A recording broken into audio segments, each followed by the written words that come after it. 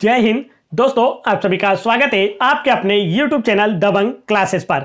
तो दोस्तों, आज हम पढ़ने वाले हैं एमपी पुलिस रिक्वायरमेंट टेस्ट 2020, जिसके एग्जाम हाल ही में 2022 में कंडक्ट कराए गए थे।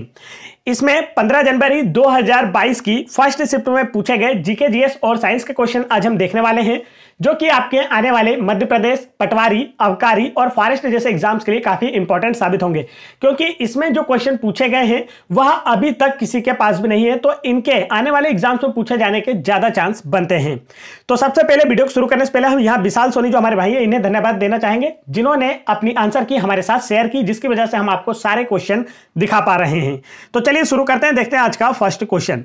फर्स्ट क्वेश्चन यहाँ पर आप लोगों को दिया गया है, निम्नलिखित में से कौन सी रैयतवाड़ी व्यवस्था की विशेषता नहीं है। तो हम पहले जान लेते हैं कि रैयतवाड़ी व्यवस्था है क्या। तो रैयतवाड़ी व्यवस्था जो है पूर्व में एक प्रकार की कर व्यवस्था थी। इसके तहत किसानों से जमीन का कर लिया जाता था, टैक्स लिया जाता था। इस व्यवस्था के अनुसार राजस्व 30 साल के लिए तय किया गया था, जिसके बाद इसे संशोधित किया जा सकता था। और इस व्यवस्था के अनुसार राजस्व का भुगतान कृषक सीधे राजस्व अधिकारियों को किया करते थे। और रैयतवाड़ी व्यवस्था के अनुसार किसान को उसकी भूमि के मालिक के रूप में तब तक पहचाना जाता था जब तक वह भू राजस्व का भुगतान करता था। तो यहां पर इनमें से कौन सी व्यवस्था रैयतवाड़ी व्यवस्था से संबंधित नहीं है? तो आंसर होगा ऑप्शन नंबर सेकंड, फसलें विफल हो जाने पर राजस्व की छूट की व्यवस्था थी। तो यह कथन बिल्कुल गलत है। देखिए, किसान की फसल अच्छी हो या बुरी हो, मतलब फसल अच्छी ना हुई हो, तब भी उन्हें क्या होता था, प्रत्येक वर्ष टैक्स पे करना होता था या उन्हें देना होता था। तो यहां ऑप्शन नंबर सेकंड इस व्यवस्था की विशेषताओं से संबंधित नहीं है। आगे बढ़ते हैं नेक्स्ट क्वेश्चन की ओर। नेक्स्ट क्वेश्चन में यहां पर आप लोगों से पूछा गया है, निम्नलिखित में से ठुमरी का संबंध किस राज्य से है। क्या पूछा गया है दोस्तों? निम्नलिखित में से ठुमरी का संबंध किस राज्य से है? तो इसका जो राइट आंसर है वह है कथक। यहां पर पूछा गया है ठुमरी का संबंध किस नृत्य से है, तो आंसर होगा कथक से है। और कथक का संबंध किस राज्य से अगर आपसे पूछा जाए तब आपका आंसर होगा उत्तर प्रदेश राज्य से है। और कथकली का संबंध यदि आपसे पूछा जाए तब आपका आंसर क्या होगा, केरल से है। कुचिपुड़ी का पूछा जाए तो इसका संबंध आंध्र प्रदेश से है। और भरतनाट्यम का संबंध तमिलनाडु राज्य से है। आगे बढ़ते हैं नेक्स्ट क्वेश्चन की ओर बढ़ने से पहले दोस्तों, यदि आप लोग मध्य प्रदेश पटवारी परीक्षा 2023 की तैयारी कर रहे हैं तो पटवारी एग्जाम की बेस्ट बुक के बारे में मैं आपको बताना चाहता हूं, जो कि है चक्षु प्रकाशन की। और इस बुक को पटवारी एग्जाम के नए सिलेबस के आधार पर तैयार किया गया है, जिसमें सभी सब्जेक्ट को आप लोगों को फुल डिटेल में समझाया गया है। साथ ही साथ हर सब्जेक्ट के एमसीक्यूज क्वेश्चन भी विथ डिटेल्स आपको दिए गए हैं। और आप लोगों को इसमें प्रैक्टिस सेट भी दिए गए हैं, जिससे आप अपने प्रैक्टिस और बेहतर कर पाएंगे और आपकी प्रिपरेशन बेहतर हो पाएगी। और आने वाले पटवारी एग्जाम में आप लोगों का भी सिलेक्शन हो पाएगा। तो जिन्होंने यह बुक अभी तक नहीं ली है, वह वीडियो के डिस्क्रिप्शन में दी गई लिंक पर क्लिक करके फ्लिपकार्ट या अमेजन के माध्यम से भी ऑनलाइन ऑर्डर कर सकते हैं, नहीं तो अपने नजदीकी मार्केट से भी इसे आसानी से प्राप्त कर सकते हैं। तो फटाफट इस बुक को प्राप्त करें, जिससे आने वाले एग्जाम में आप लोगों का सिलेक्शन हो सके। तो बढ़ते हैं नेक्स्ट क्वेश्चन की ओर। नेक्स्ट क्वेश्चन में आप लोगों से पूछा है, छिप्रा नदी खालिस्तान की एक सहायक नदी है। चार ऑप्शन आपको दिए गए हैं। पूछा गया है छिप्रा नदी किसकी एक सहायक नदी है। तो यहां पर आप लोग देखेंगे इसका राइट आंसर होगा ऑप्शन नंबर 3, चंबल की सहायक नदी है। छिप्रा नदी जो है यह चंबल की सहायक नदी है। छिप्रा नदी का उद्गम इंदौर के निकट काकरी बर्डी पहाड़ी से होता है। छिप्रा नदी के तट पर उज्जैन शहर स्थित है। उज्जैन में जो महाकालेश्वर मंदिर है, जिसे महाकाल मंदिर के नाम से भी जाना जाता है या महाकाल ज्योतिर्लिंग के नाम से जाना जाता है, यह छिप्रा नदी के तट पर ही स्थित है। इसलिए छिप्रा नदी के बारे में काफी पूछा जाता है, आप लोगों को याद रखना है। इसके बाद बात की जाए चंबल नदी, जिसकी सहायक नदी है छिप्रा नदी। तो छिप्रा को मालवा की गंगा के नाम से जाना जाता है, यह भी आपको याद रखना है। एसआई एग्जाम 2017 में पूछा गया था। तो आपसे पूछा जा सकता है मालवा की गंगा किसे कहा जाता है, आंसर होगा छिप्रा नदी को। चंबल नदी की बात की जाए तो चंबल नदी मध्य प्रदेश की दूसरी सबसे लंबी नदी है। चंबल नदी की टोटल लंबाई है 965 किलोमीटर। मध्य प्रदेश की जो सबसे लंबी नदी है वह कौन सी है, तब आपका आंसर होगा नर्मदा नदी, जिसकी लंबाई है 1312 किलोमीटर। यहां पर चंबल की बात की जाए तो यह मध्य प्रदेश की दूसरी सबसे लंबी नदी, जिसकी लंबाई है 965 किलोमीटर। चंबल नदी का उद्गम इंदौर के महू के निकट जानापाब पहाड़ी से होता है। और यह किसकी सहायक नदी यदि आपसे पूछा जाए तो यह यमुना की सहायक नदी है। चंबल को पूर्व में चरमावती के नाम से भी जाना जाता था। बढ़ते हैं नेक्स्ट क्वेश्चन की ओर। नेक्स्ट क्वेश्चन में यहां पर आप लोगों से पूछा गया है, चोरी चोरा कांड के समय भारत का वायसराय कौन था? 4 ऑप्शन आपको दिए गए हैं, पूछा गया है चोरी चोरा कांड के समय भारत का वायसराय कौन था? तो राइट आंसर है लॉर्ड रीडिंग। चोरी चोरा कांड के समय भारत का जो वायसराय है दोस्तों वह कौन था? लॉर्ड रीडिंग था। आगे बढ़ते हैं नेक्स्ट क्वेश्चन की ओर। नेक्स्ट क्वेश्चन में देखिए यहां पर आप लोगों से क्या पूछा गया है। तो नेक्स्ट क्वेश्चन में आप लोगों से पूछा गया था 8 का समूह, या हम इसे कहते हैं इंग्लिश में G8। तो G8 अत्यधिक औद्योगिकृत राष्ट्रों के समूह को संदर्भित करता है जिसका गठन किस वर्ष किया गया था? तो आपसे पूछा गया है जो G8 संगठन है इसका गठन किस वर्ष किया गया? तो आंसर होगा वर्ष 1999 में G8 संगठन का गठन किया गया था। आगे बढ़ते हैं नेक्स्ट क्वेश्चन की ओर। नेक्स्ट क्वेश्चन में देखते हैं आप लोगों से क्या पूछा गया था। तो नेक्स्ट क्वेश्चन में यहां पर संविधान से क्वेश्चन पूछा गया था, संविधान के किस अनुच्छेद के तहत यह प्रावधान है कि राज्य चुनाव आयोग का गठन किया जाए? तो इसका जो राइट आंसर वह है आप लोगों का ऑप्शन नंबर सेकंड, अनुच्छेद 243 ZA। संविधान के अनुच्छेद 243 ZA में यह प्रावधान है कि राज्य चुनाव आयोग का गठन किया जाए। और मध्य प्रदेश राज्य जो है यह राज्य चुनाव आयोग का गठन करने वाला भारत का प्रथम राज्य है, यह भी आप लोगों को याद रखना है। आगे बढ़ते हैं नेक्स्ट क्वेश्चन की ओर। नेक्स्ट क्वेश्चन में यहां पर आप लोगों से पूछा गया था, निम्नलिखित में से किस खेल में एक टीम में 7 खिलाड़ी नहीं खेलते हैं? मतलब आपको 4 खेल दिए गए हैं ऑप्शन में और आपसे बोला गया है कि इनमें से ऐसा कौन सा खेल है जिसमें एक टीम में 7 खिलाड़ी नहीं होते हैं। तो आपको राइट आंसर बताना है। तो इसका करेक्ट आंसर होगा खो खो। खो खो में एक टीम में कितने खिलाड़ी होते हैं? तो आपका आंसर होगा 9 खिलाड़ी होते हैं। इसके अतिरिक्त कबड्डी में भी 7 खिलाड़ी, नेटबॉल में भी 7 खिलाड़ी और बास्केटबॉल में भी 7 खिलाड़ी होते हैं। लेकिन खो खो में कितने खिलाड़ी होते हैं? 9 खिलाड़ी होते हैं एक टीम में। आगे बढ़ते हैं नेक्स्ट क्वेश्चन की ओर। नेक्स्ट क्वेश्चन में यहां पर आप लोगों से पूछा गया था, मध्य प्रदेश में भारत का पहला ग्रीन फील्ड विशेष आर्थिक क्षेत्र, green field special economic zone कहां स्थित है? तो इसका जो राइट आंसर है वह है ऑप्शन नंबर सेकंड, पीथमपुर में। मध्य प्रदेश में भारत का पहला ग्रीन फील्ड विशेष आर्थिक क्षेत्र जो है यह पीथमपुर में स्थित है। आगे चलते हैं नेक्स्ट क्वेश्चन की ओर। नेक्स्ट क्वेश्चन में देखते हैं आपसे क्या पूछा गया है। तो नेक्स्ट क्वेश्चन में यहां पर आप लोगों से पूछा गया है, तुलसी उत्सव रघुनाथ गाथा समारोह प्रत्येक किस अवसर पर होता है? तो 4 ऑप्शन आपको दिए गए। तो राइट आंसर है दीपावली के अवसर पर। तुलसी उत्सव रघुनाथ गाथा समारोह प्रत्येक दीपावली के अवसर पर होता है। आगे बढ़ते हैं नेक्स्ट क्वेश्चन की ओर। नेक्स्ट क्वेश्चन में देखते हैं दोस्तों आप लोगों से क्या पूछा गया था। तो यहां पर आप लोगों से पूछा गया है, मध्य प्रदेश राज्य बनाने के लिए विलय से पहले मध्य भारत की विधानसभा में कितने सदस्य थे? तो इसका करेक्ट आंसर होने वाला है ऑप्शन नंबर 4, 75 सदस्य थे। मध्य प्रदेश राज्य बनाने के लिए विलय करने से पहले मध्य भारत की विधानसभा में, मध्य भारत की बात की जा रही है दोस्तों, तो मध्य भारत की विधानसभा में कितने सदस्य थे? तो आंसर होगा कुल मिलाकर 75 सदस्य थे। चलिए आगे बढ़ते हैं नेक्स्ट क्वेश्चन की ओर। नेक्स्ट क्वेश्चन में यहां पर आप लोगों से पूछा गया था, रानी अवंतीबाई मध्य प्रदेश में किस स्थान की रानी थी? रानी अवंतीबाई कहां की रानी थी आप लोगों से पूछा गया है। तो आपका आंसर होगा रामगढ़ की रानी थी। रानी अवंतीबाई जो है यह रामगढ़ की रानी थी। इन्हें रामगढ़ की झांसी की रानी के रूप में भी जाना जाता है। ठीक है, झांसी की रानी कहां से संबंधित अगर आपसे पूछा जाए तो झांसी की रानी झांसी से संबंधित थी जो कि लक्ष्मीबाई थी। लेकिन आपसे क्वेश्चन घुमा के पूछा जाए कि रामगढ़ की झांसी की रानी किसे कहा जाता है, तब आपका आंसर होगा रानी अवंतीबाई को कहा जाता है। आगे बढ़ते हैं नेक्स्ट क्वेश्चन की ओर। नेक्स्ट क्वेश्चन में आप लोगों से पूछा है, भारतीय सूचना प्रौद्योगिकी की अभिकल्पन एवं विनिर्माण संस्थान IIITDM कहां स्थित है? तो इसका जो राइट आंसर है दोस्तों वह है आप लोगों का जबलपुर में। भारतीय सूचना प्रौद्योगिकी अभिकल्पन एवं विनिर्माण संस्थान IIITDM ये कहां स्थित है? जबलपुर में स्थित है। जबलपुर जो है यह मध्य प्रदेश की न्यायिक राजधानी और सांस्कृतिक राजधानी कहलाती है। ठीक है, आपको याद रखना है मध्य प्रदेश की न्यायिक राजधानी और सांस्कृतिक राजधानी किसे कहा जाता है, तब आपका आंसर होगा जबलपुर को कहा जाता है, क्योंकि मध्य प्रदेश का जो उच्च न्यायालय है वह जबलपुर में ही स्थित है।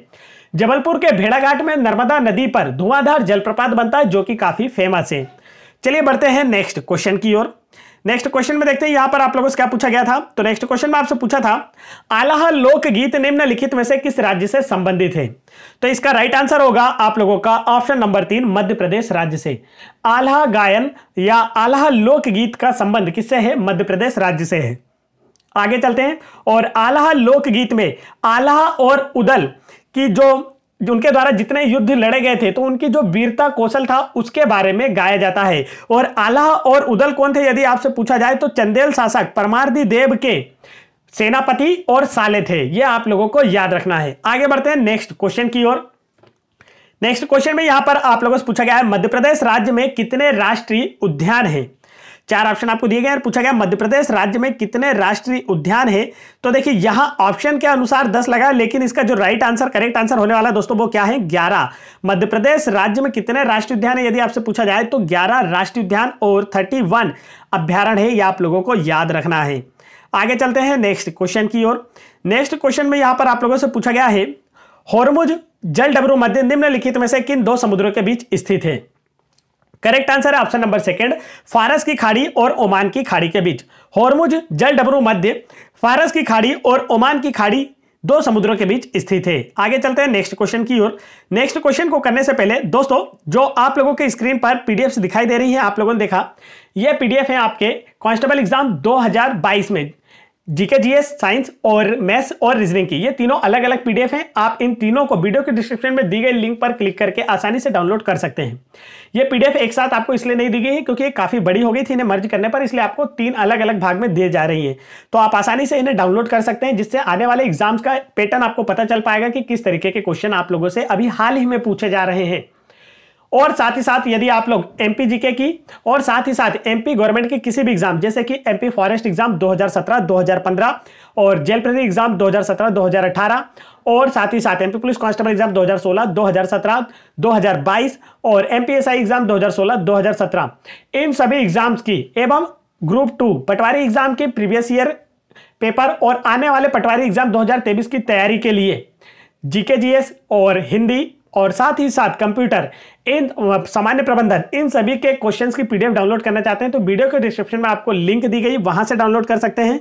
नहीं तो आप गूगल पर जाकर सर्च करेंगे दबंग क्लासेस इंस्टा मोजो। क्या सर्च करना है दोस्तों आपको गूगल पर जाकर दबंग क्लासेस इंस्टा मोजो। आप जैसा ही सर्च करेंगे आप हमारे वेब पेज पर पहुंच जाएंगे, जहां पर हमारी सारी पीडीएफ आप लोगों को देखने को मिलेगी, जिससे आपकी प्रिपरेशन बेहतर हो पाएगी। आप आसानी से कोई सी भी पीडीएफ डाउनलोड कर पाएंगे।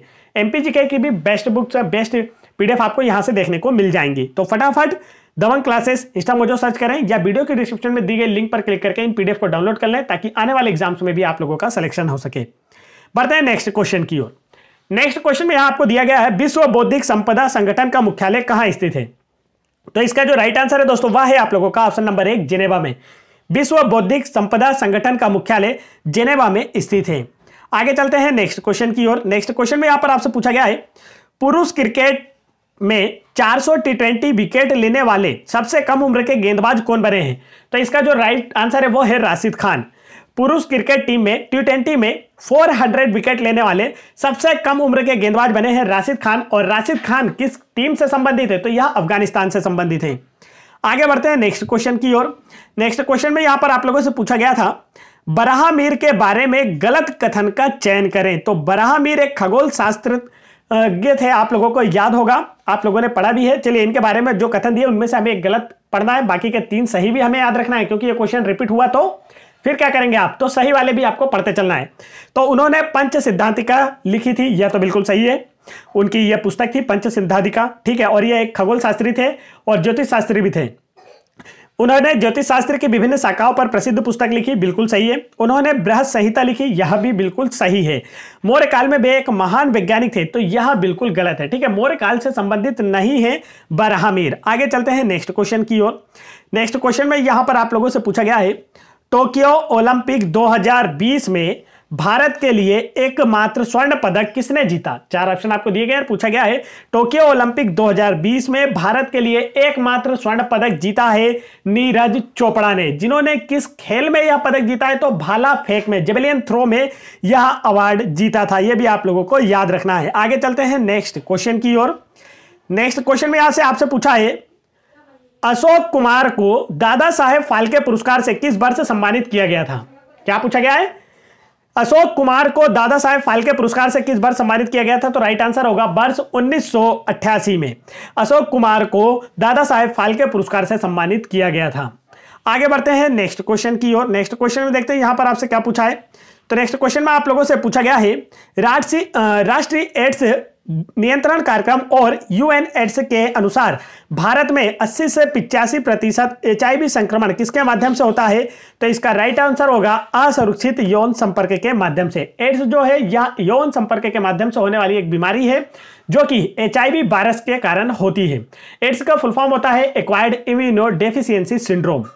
और ये जो एड्स रोग है दोस्तों, इसके प्रति जागरूकता फैलाने के लिए प्रत्येक वर्ष 1 दिसंबर को राष्ट्रीय एड्स दिवस के रूप में भी मनाया जाता है। आगे बढ़ते हैं नेक्स्ट क्वेश्चन की ओर। नेक्स्ट क्वेश्चन में यहां पर आप लोगों से पूछा गया है पूर्ण शारीरिक, मानसिक और सामाजिक कल्याण की स्थिति क्या है, ना कि केवल किसी रोग की अनुपस्थिति। तो आंसर होगा स्वास्थ्य। पूर्ण शारीरिक, मानसिक और सामाजिक कल्याण की सबसे विशेष स्थिति, मनुष्य का सबसे मेन जो होना चाहिए वो क्या अच्छा होना चाहिए, तो स्वास्थ्य बढ़िया होना चाहिए। आगे बढ़ते हैं नेक्स्ट क्वेश्चन की ओर। नेक्स्ट क्वेश्चन में यहां पर आप लोगों से पूछा गया है निम्नलिखित में से कौन एंजियोस्पर्म की विशेषता है। 4 ऑप्शन आपको दिए गए और पूछा गया इनमें से कौन सा एंजियोस्पर्म की एक विशेषता है। तो आंसर होगा बड़े दिखावटी फूल। एंजियोस्पर्म क्या होते हैं दोस्तों, इनमें बड़े फूल पाए जाते हैं। आगे चलते हैं नेक्स्ट क्वेश्चन की ओर। नेक्स्ट क्वेश्चन में यहां पर आप लोगों से पूछा गया है दुर्गंध के हानिकारक प्रभाव है। 4 ऑप्शन आपको दिए गए हैं और पूछा गया कि दुर्गंध के हानिकारक प्रभाव क्या होते हैं। तो आंसर होगा एल्यूमिनियम क्लोराइड के कारण त्वचा रोग और त्वचा कैंसर का खतरा होता है। आगे बढ़ते हैं नेक्स्ट क्वेश्चन की ओर। नेक्स्ट क्वेश्चन में यहां पर आप लोगों से क्या पूछा है। तो देखिए यहां पर आपको विषम की जांच करना है, मतलब जो अलग है उसे देखना है। पहला ऑप्शन है पीली, दूसरा ऑप्शन है मेजबान के लिए रोगजनक बैक्टीरिया, तीसरा ऑप्शन है यौन प्रजनन और चौथा ऑप्शन है नॉनस्टेक। तो ये क्या है, सबसे अलग है। आगे बढ़ते हैं नेक्स्ट क्वेश्चन की ओर। नेक्स्ट क्वेश्चन में यहां पर आपसे पूछा गया है रस्सी बनाने के लिए प्रयुक्त होने वाले बहुलक का नाम लिखिए। 4 ऑप्शन आपको दिए गए, पूछा गया है रस्सी बनाने के लिए प्रयुक्त होने वाले बहुलक का नाम लिखिए। तो इसका जो राइट आंसर है वह है रेशम। जो है रस्सी बनाने के लिए प्रयुक्त होने वाला एक बहुलक है और रेशम एक प्रकार का प्राकृतिक बहुलक है। आगे चलते हैं नेक्स्ट क्वेश्चन की ओर। नेक्स्ट क्वेश्चन देखिए यहां पर आपसे क्या पूछा है। तो आपसे पूछा गया है जल गैस किसका मिश्रण है। तो देखिए यह क्वेश्चन जो है कल ही की शिफ्ट में पूछा गया था। कल मैंने आपको जो वीडियो प्रोवाइड कराया था आपने उसमें देखा होगा। तो क्वेश्चन रिपीट भी होते हैं, इस बात का भी आप ध्यान रखें। तो देखिए यहां पूछा है जल गैस किसका मिश्रण है। तो इसका जो राइट आंसर है दोस्तों वो है आप लोगों का कार्बन मोनोऑक्साइड और हाइड्रोजन का। जल गैस जो होती है यह कार्बन मोनोऑक्साइड और हाइड्रोजन गैसों का मिश्रण होती है। आगे बढ़ते हैं नेक्स्ट क्वेश्चन की ओर। नेक्स्ट क्वेश्चन में देखते हैं आपसे क्या पूछा गया है। तो यहां पर आप लोगों से पूछा है, देखिए एक अभिकथन दिया है और दूसरा उसका कारण दिया है। तो आपको बताना है कि दिए गए स्टेटमेंट में से कौन सा आंसर सही होगा। जो निष्कर्ष आप लोगों को दिए गए हैं 4 ऑप्शन में। तो यहां पर स्टेटमेंट देख लेते हैं हम लोग की स्टेटमेंट हमें क्या दिया है दोस्तों। तो आप देखेंगे ग्रीन हाउस गैसें सूर्य की गर्मी को अवशोषित करती हैं और वापस पृथ्वी की सतह पर लौटा देती हैं। कारण दिया है पृथ्वी के तापमान में समग्र वृद्धि के कारण ग्लोबल वार्मिंग होती है। तो यह बिल्कुल सही है। देखिए जो ग्रीन हाउस गैसें जब हमारे वायुमंडल में बढ़ती हैं तो वह सूर्य की गर्मी को अवशोषित करती हैं और वापस पृथ्वी की सतह पर लौटा देती हैं, जिस वजह से हमारे पृथ्वी के सतह का जो तापमान है वह बढ़ जाता है और जिससे ग्लोबल वार्मिंग की दुर्घटना होने के चांस बढ़ रहे हैं। तो ए और आर दोनों सत्य है। यह कथन इसका राइट आंसर है। आगे देखते हैं नेक्स्ट क्वेश्चन। तो नेक्स्ट क्वेश्चन में देखिए यहां पर आप लोगों से क्या पूछा है। तो नेक्स्ट क्वेश्चन में आप लोगों से पूछा है उद्योग से निकलने वाला धुआं हवा को प्रदूषित करेगा और किस बीमारी का कारण बनेगा। तो जो धुआं होता है वो किस बीमारी का कारण बनता है आपसे यह पूछा जाए तो इसका जो राइट आंसर है दोस्तों वो है आप लोगों का ऑप्शन नंबर 3 अस्थमा रोग का। उद्योग से निकलने वाला धुआं जो होता है यह हवा को प्रदूषित करता है और अस्थमा रोग का कारण बनता है। आगे चलते हैं नेक्स्ट क्वेश्चन की ओर। नेक्स्ट क्वेश्चन में देखते हैं आपसे क्या पूछा है। तो यहां पर आप लोगों से पूछा गया है मीठे पानी के प्रमुख स्रोत क्या है। 4 ऑप्शन आपको दिए गए हैं, पूछा गया है मीठे पानी के प्रमुख स्रोत क्या है। तो आंसर इसका क्या होगा, हमें पीने का पानी कहां से मिलता है। तो आंसर होगा नदियां, तालाब और झरने। नदियां, तालाब और झरने जो है यह मीठे पानी के स्रोत है। मीठे पानी से आशय होता है जो पीने योग्य पानी होता है वह। तो हमें पीने का पानी कहां से प्राप्त होता है, नदियों से, तालाबों से और झरनों से प्राप्त होता है। तो यह क्या है, मुख्य स्रोत है मीठे पानी के। आगे बढ़ते हैं नेक्स्ट क्वेश्चन की ओर। नेक्स्ट क्वेश्चन में यहां पर आप लोगों से पूछा गया है पृथ्वी के लघु जल निकाय कौन से हैं। 4 ऑप्शन आपको दिए गए हैं दोस्तों और पूछा गया है पृथ्वी के लघु जल निकाय कौन से हैं। तो इसका जो राइट आंसर है वह है महासागर और समुद्र। पृथ्वी के लघु जल निकाय कौन से हैं, तो आपसे आंसर पूछा गया तो महासागरों और समुद्र हैं। आगे चलते हैं नेक्स्ट क्वेश्चन की ओर। नेक्स्ट क्वेश्चन में देखते हैं आप लोगों से क्या पूछा गया है। तो नेक्स्ट क्वेश्चन में यहाँ पर देखिए फिर स्टेटमेंट दिया गया है और उसका कारण आप लोगों से पूछा गया है 4 ऑप्शन देकर कि कारण और स्टेटमेंट दोनों सत्य हैं या असत्य हैं, एक दूसरे से संबंध रखते हैं या नहीं। तो पहले अभिकथन दिया गया आपको, स्टेटमेंट देखिए, कृषि क्षेत्र में कीटनाशकों के प्रयोग से जल प्रदूषण होता है, बिल्कुल सही है। अब इसका कारण देखते हैं, इसके कारण क्या क्या मतलब क्या नुकसान है, क्या फायदे हैं। आसपास के जल निकायों में अनुच्चारित पानी की निकासी जलीय आवास को प्रदूषित करती है। देखिए आर जो है ए कथन के पीछे सही कारण नहीं है, ये बिल्कुल सही है। देखिए पहले तो खेती के पानी की बात की जा रही है कि कीटनाशक जो है कृषि क्षेत्र में कीटनाशक जो है वो जल को प्रदूषित करते हैं, ये तो पहला खेती की बात की जा रही है, ठीक है। और उसके बाद आप देखेंगे आसपास के जल निकायों से अनुपचारित पानी की निकासी जलीय आवास को प्रभावित करती है। तो ये क्या है, ये सेकंड अलग अलग दोनों क्षेत्र हो गए, एक कृषि क्षेत्र हो गया, एक ये जो आसपास के जल निकाय मतलब कि कॉलोनी वाइज मान लीजिए या किसी सिटी का पानी मान लीजिए, जो आपके कारखाने हैं मतलब आसपास के पानी की बात की जा रही है, तो ये दोनों एक दूसरे से संबंधित नहीं है। तो आर जो है ए के कथन के पीछे का सही कारण नहीं दिया हुआ है। आगे देखते हैं नेक्स्ट क्वेश्चन। नेक्स्ट क्वेश्चन देखते हैं आप लोगों से क्या पूछा गया। तो यहां पर आप लोगों से पूछा है निम्नलिखित में से कौन सा टेरिडोफाइट्स की विशेषता नहीं है। तो इन पौधे का शरीर बीजाणुबिद्ध होता है टेरिडोफाइट्स में, यह सही है। युग्मकोभिद्ध होता है, छोटा और स्वतंत्र होता है, यह भी सही है। वास्तविक तने और पत्ते मौजूद होते हैं, यह भी सही है। पौधे का शरीर युग्मकोभिद्ध होता है, यह क्या है, गलत है। आगे चलते हैं नेक्स्ट क्वेश्चन की ओर। नेक्स्ट क्वेश्चन में यहां पर आप लोगों से पूछा गया है दोस्तों, विश्व में किस देश में मधुमेह के रोगियों की संख्या सबसे अधिक है। तो इसका जो राइट आंसर है वो है भारत। विश्व में किस देश में मधुमेह अर्थात शुगर के रोगियों की संख्या सबसे अधिक है, तो आंसर होगा भारत में, क्योंकि भारत के जो लोग हैं सिर्फ ठूस ठूस के खाते हैं, व्यायाम बिल्कुल नहीं करते हैं। तो इसीलिए विश्व में सबसे ज्यादा जो शुगर या मधुमेह रोग है वो किससे है, भारत के लोगों में है। और शुगर रोग जो होता है मानव शरीर में किसकी कमी की वजह से होता है, तो आपका आंसर होगा इंसुलिन की कमी से मधुमेह रोग होता है। इंसुलिन का निर्माण अग्नाशय में होता है। इंसुलिन जो होता है हमारे ब्लड में ग्लूकोज की मात्रा को नियंत्रित करता है, इसलिए आपका अग्नाशय अच्छे से कार्य करना चाहिए, पाचन अच्छे से होना चाहिए, इंसुलिन स्रावित होता रहेगा तो यह बीमारी नहीं होगी। तो चलिए बढ़ते हैं नेक्स्ट क्वेश्चन की ओर। तो ये हुए दोस्तों आज के हमारे पूरे क्वेश्चन। अगर आप लोगों को वीडियो पसंद आया है तो वीडियो को लाइक कीजिए, चैनल पर पहली बार आए तो चैनल को जरूर सब्सक्राइब कर लीजिए। साथ ही साथ यदि आप लोग भी प्रीवियस ईयर में एमपी पुलिस कांस्टेबल एग्जाम का दिए हैं एग्जाम 2022 में, तो आप लोग अपनी आंसर की हमारे साथ शेयर कर सकते हैं और आप हमारा टेलीग्राम चैनल ज्वाइन कर सकते हैं, जहां पर आप अपनी आंसर की हमारे साथ शेयर कर सकते हैं। आप लोगों को वीडियो के डिस्क्रिप्शन में लिंक देखने को मिल जाएगी टेलीग्राम की। साथ ही साथ यदि आप लोगों के सभी पीडीएफ डाउनलोड करना है तो वीडियो के डिस्क्रिप्शन में दी गई लिंक पर क्लिक करके आसानी से डाउनलोड कर सकते हैं, जिससे आपकी प्रिपरेशन बेहतर हो पाएगी और आने वाले एग्जाम्स में आप लोगों का भी सिलेक्शन हो पाएगा। तो फटाफट वीडियो को लाइक करके चैनल को सब्सक्राइब करके बेल आइकन का बटन जरूर दबा लें। जय हिंद दोस्तों।